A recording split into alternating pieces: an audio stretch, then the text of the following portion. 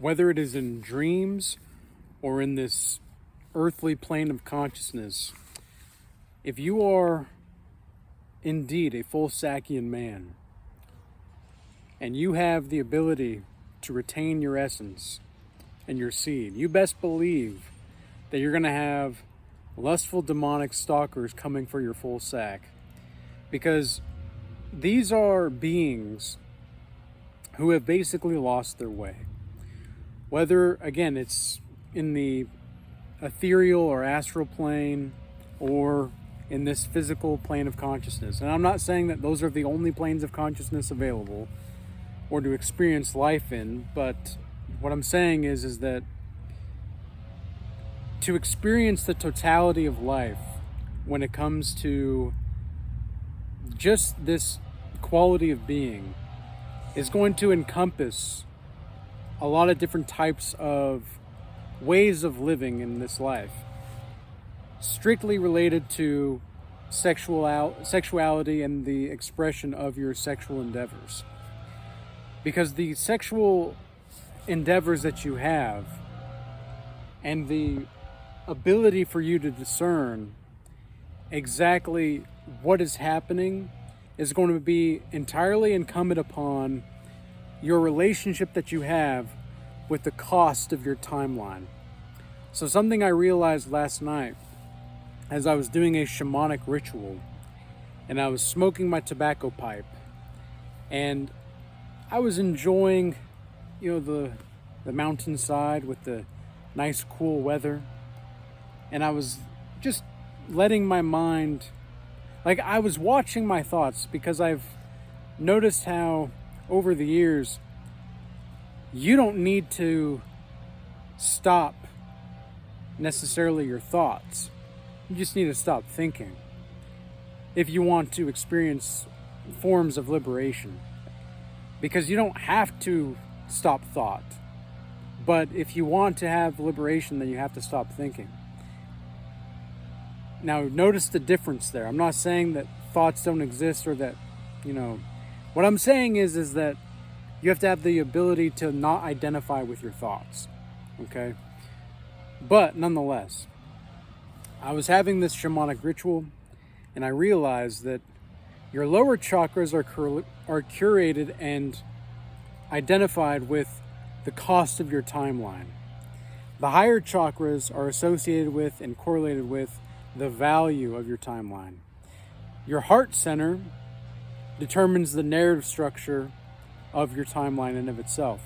So if you have, let's say you're on a high cost, low value timeline, what that means is your lower chakras are hyperactivated.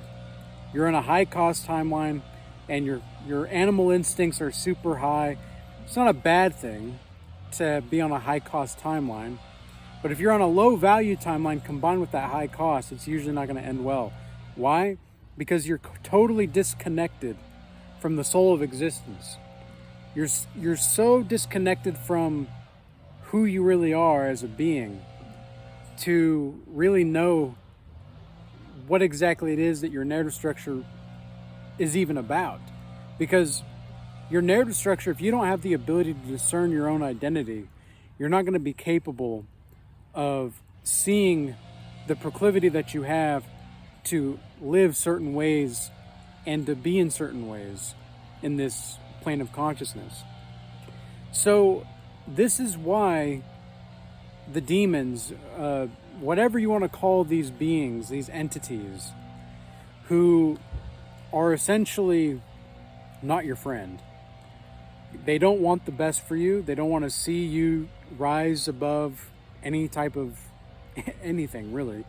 They don't want to see you living the best possible life, because that means you're going to be closer to the soul of existence and you're going to be experiencing the totality of your potential. Because to fulfill one's own potential in many ways is a great privilege, and it's something that is not to be taken lightly or for granted.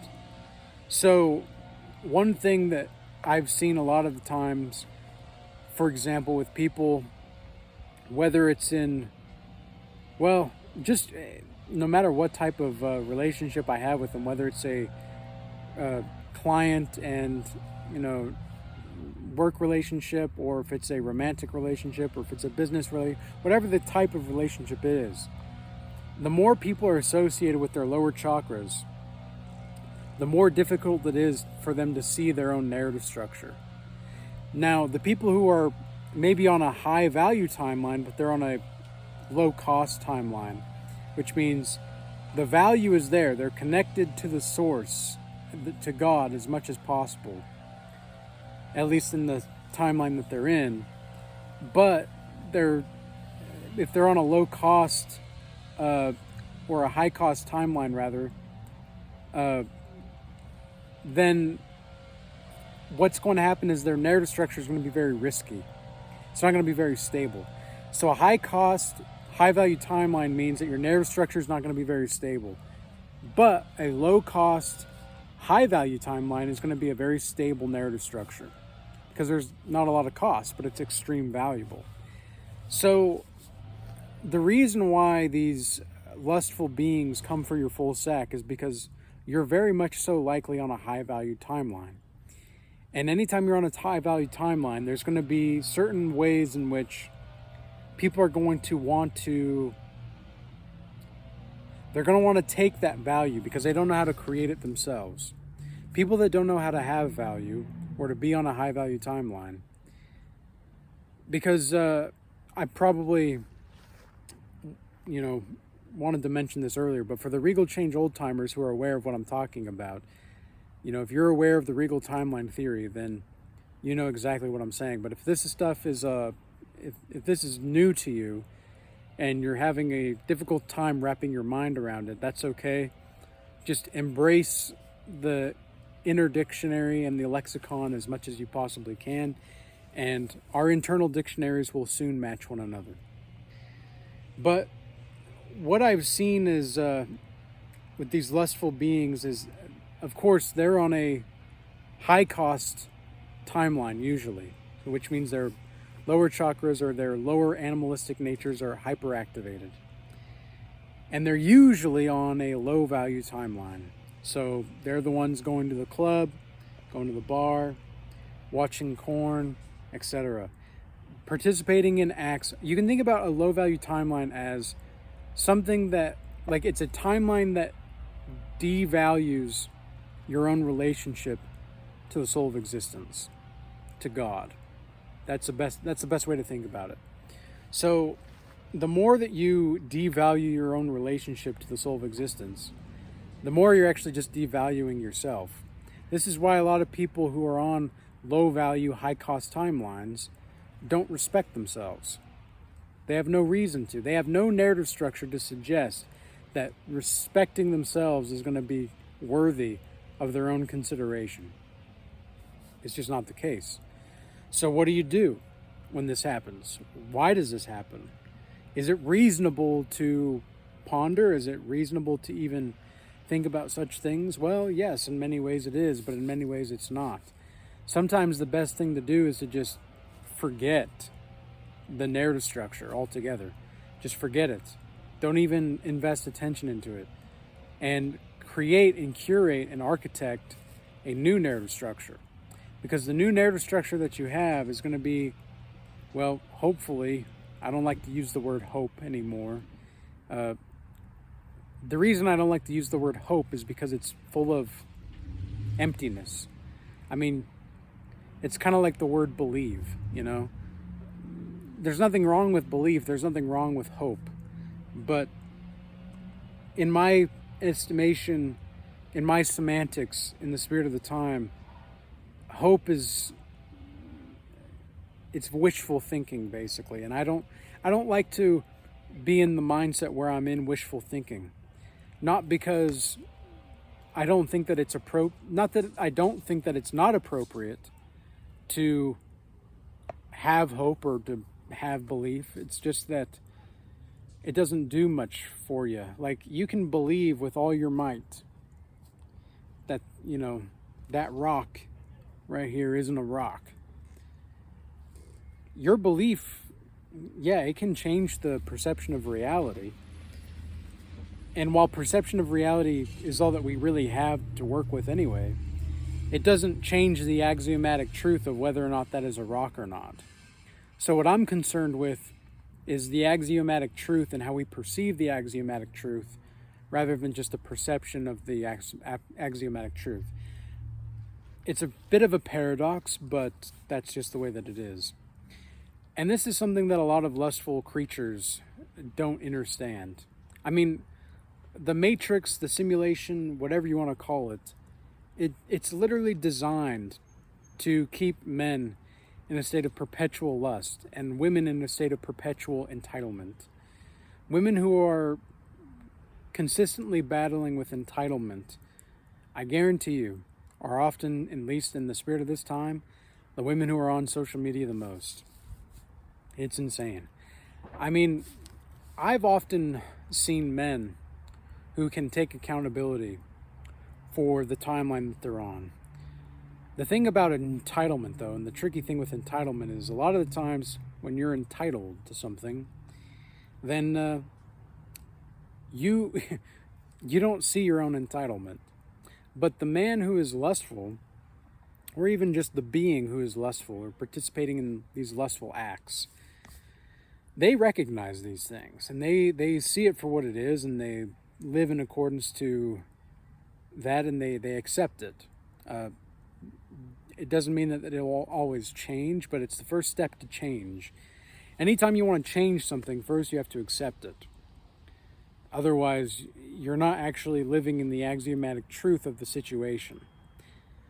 And consider for a moment, like I did this exercise with myself recently.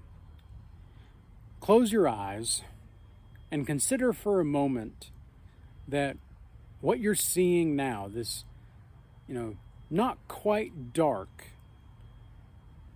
sense of vision, is the truth. Consider that everything outside of you that you usually see, like the trees or even the phone or, the buildings, whatever the case is, stores, animals, these are all, this is a projection. Consider just for a moment that this is a projection. But what you see when you close your eyes, that's the real truth. And not only that, it's a truthful real. Because for those that are familiar with the Regal timeline theory, there's a difference between truth and reality. That which is in reality is not always true, but that which is true is always going to be in reality.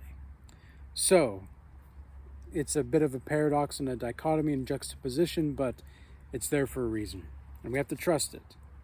And this is part of what I go through in Godlike Mastery, because in my Godlike Mastery offer, which is where we do 1 month of the physical domain, 1 month of the emotional domain, and 1 month of the spiritual domain. And it's a system to help you get out of systems. The people that I've seen that are most congruent with this are often going to be the people who are not necessarily associated with... Hold on just a second.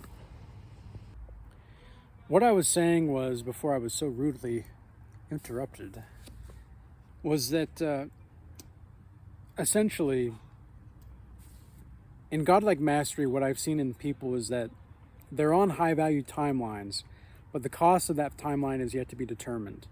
And so what I aim to, or they know what type of cost of the timeline they are on, they just don't know how to reconcile it. And that's where I come in with the shamanic alchemy, you could say, and therapeutic practices, because what I do a lot of the times is therapeutic in these Godlike Mastery and one-on-one sessions. And the Regal Academy that I have is more tailored toward individuals that are wanting raw, unfiltered information that they can learn on their own pace, and they can have a group that they can be around and held accountable with, etc. And having group calls once a week, etc., like that. But the Godlike Mastery is for one-on-one personal transformation, and I've seen that most people who are really, really wanting that change are not going to... They're going to see value in each of these things, but it's going to be a matter of how quick do they want the timeline that they're on to collapse. and how much are they willing to invest in themselves? Because if you're on a negative timeline, let's say, like, and I mean negative as in like a lustful, demonic timeline, right? Like if these lustful, demonic, stalkers are on your full sack, what they're doing is they want to harness your energy, because there's really two types of timelines. I figured this out last night. There's two types of timelines that there are. There's consuming timelines and there's regenerative timelines. So timelines that regenerate and timelines that consume. People that are on consumption-based timelines, they don't even eat it. They just acquire it. It's like they're hoarding timelines because they think that their time is going to run out. Whereas the people who are on regenerative timelines, those are going to be the individuals that are on everlasting life. So you can either regenerate yourself or you can denigrate yourself when it comes to timelines. And that's what these stalkers want. They want your regenerative timeline, but they don't want to do the work to get to that point. They don't want to do that internal work with themselves because it's difficult. I mean, frankly, it is difficult, but, nonetheless, it is what it is, and we do what we can to live the truth and let die what is false each and every day. So, with that being said, apply to the Godlike Mastery if this stuff is resonating with you, or join the Regal Academy. I do have the 48 Laws of Power class that I've been working on. The Art of Seduction class is only going to be available until September 6th, but we've got a whole bunch of other classes like the Lord of the Rings class for transformation psychology. We also got the integration of the shadow or the anima and the animus, as well as a whole bunch of other Regal Warrior classes, etc. So tons of resources are available at your ready to invest. And it's all up to whether or not you want to invest in it or not. And the choice is really yours. I offer freedom. Take it and fly. Take it and fly. All right. Peace be with you. Be blessed. Until next time.